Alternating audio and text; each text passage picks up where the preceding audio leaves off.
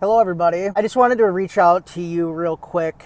I am at the gym in the parking lot, but this is really off the cuff. There is something called, I don't even want to say his name, Dr. Nassar, that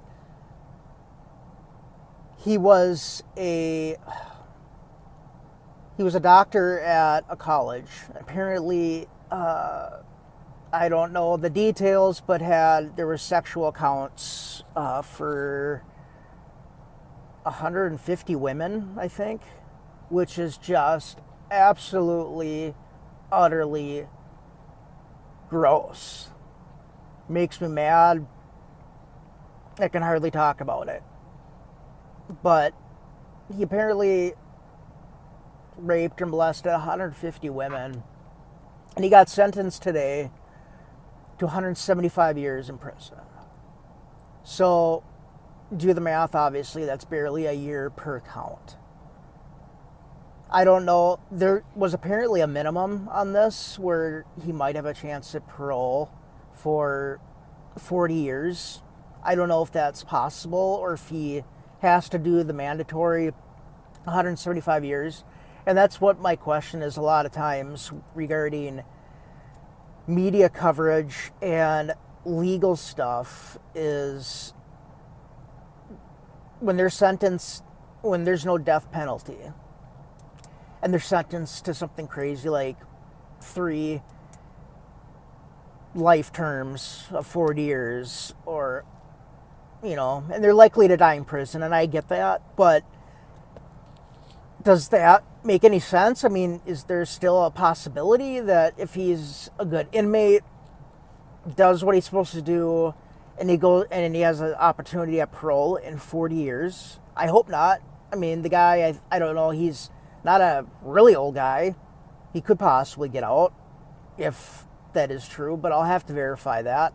But I just wanted to more or less comment on that, where I cannot believe how ugly and insane this is and how this is allowed to go on at any point.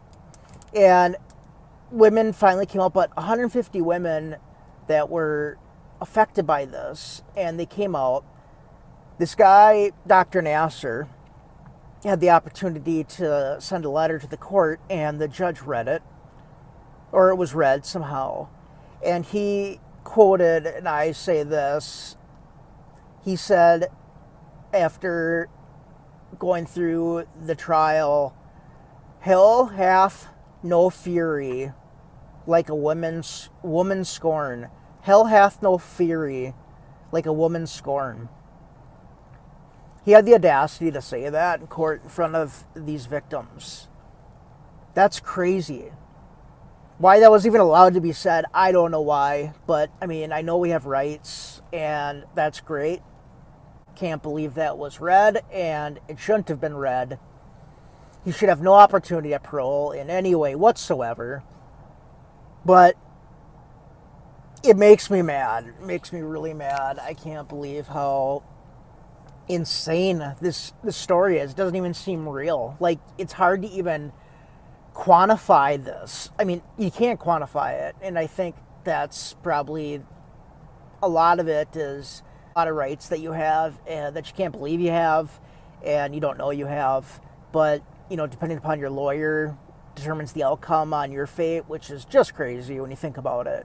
I mean, you're reliant on how much money you have for your fate. But anyway, regardless, I can't believe this happened, and obviously I'm just a guy, right?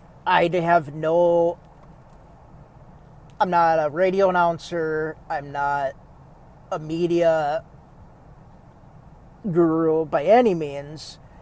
I like media. I like entertainment. I like following it. Obviously, you can tell from my content. But I'm going to start including my daily feeds on current events. So if you aren't aware of what's going on, if this reaches, I know I'm not getting millions and millions of views, but if I can reach one person, 2 people, 3 people that didn't know about this, that now know, or didn't know about it, but now have better updated information, then it was well worth my time. for something like this. So that's basically it, and what I wanted to just basically cover. I'm in a parking lot, so people are looking at me like, why are you talking to yourself? But this is 2018. They obviously know I'm not talking to myself. I'm in my car. So, but this guy's name is Dr. Nassar. He apparently assaulted 151 women as a doctor. As a doctor, you are given the highest form of confidentiality, privacy, and trust. And this is being breached up and down the river every day. We're hearing more and more stuff about more and more women and men that are getting assaulted and touched by these creeps. When you are at the doctor, and if you don't feel comfortable about what's going on, and you feel that something may be in violation, bring it up. Talk to somebody. Frickin' email me. Make sure it's documented. Tell somebody, don't be alone with these creeps if this is going on. And you know darn well it's going on 150,000 times more than we even think it is. And there's going to be more and more stories coming out every day about the evil that goes on at these doctors' offices, dentists, chiropractors, you name it. And it's by no means a slam. Priests even. Trusted, anybody in a position of trust, how it's just violated. So that's my take. Be interested to hear yours.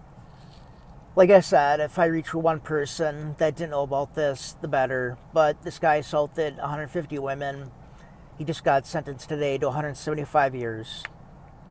The judge went off and said some stuff, and I'll try to include her audio commentary, what the judge's reaction was to this.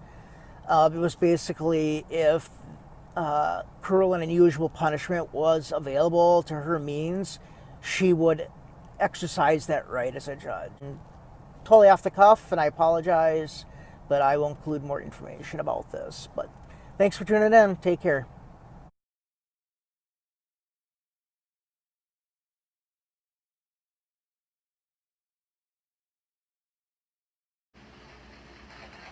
On count 1, 2, 5, 8, 10, and 18.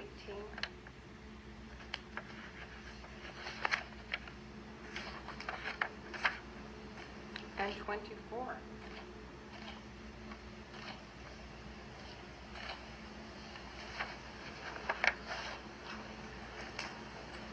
To sentence you to 40 years. And when I look at my cheat sheet, 40 years, just so you know and you can count it off your calendar, is 480 months. The tail end, because I need to send a message to the parole board in the event somehow God is gracious, and I know He is, and you survive the 60 years in federal court first, and then you start on my 40 years, you've gone off the page here as to what I'm doing. My page only goes to 100 years. Sir, I'm giving you 175 years, which is 2,100 months.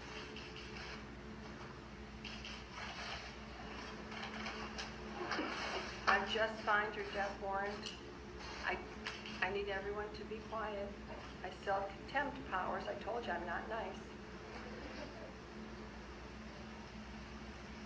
I find that you don't get it, that you're a danger. You remain a danger. I'm a judge who believes in life and rehabilitation when rehabilitation is possible. I have many defendants come back here and show me the great things they've done in their lives after probation, after parole. I don't find that's possible with you.